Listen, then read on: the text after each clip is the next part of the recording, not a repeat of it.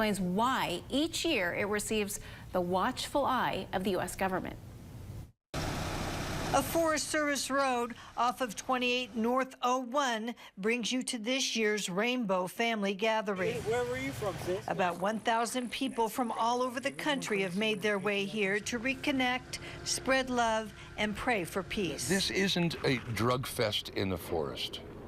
This is a family reunion and a prayer. We call this the church. Travel down the road in the compound about a half mile, you can see just how big this family is. Cars parked next to each other, tents, and people walking along the road. This is one of the smaller reunions in the Rainbow family's 52-year history.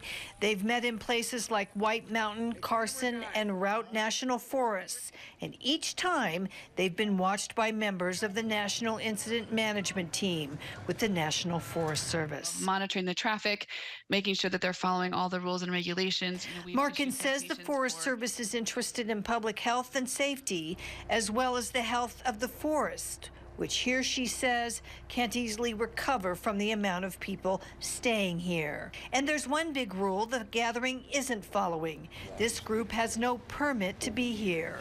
Signs indicate that very fact before entering the area. The people who come here say they are individuals, not part of any organization.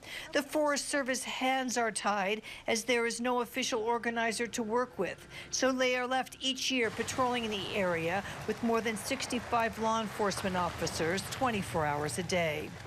From his perspective, Stubbs says some of the officers are respectful, others are not. An aerial view of the site shows they are in an area which was once the pathway of a major fire. Still, Stubbs says it's a major problem they can't use fire.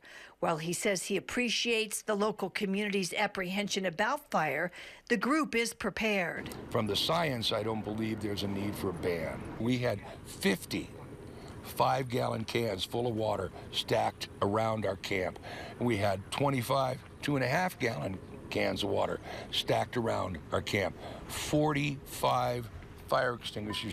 Regardless, law enforcement is making sure no fires are started here. They've handed out citations for that and other infractions. 5 arrests have been made, 1 for a felon in possession.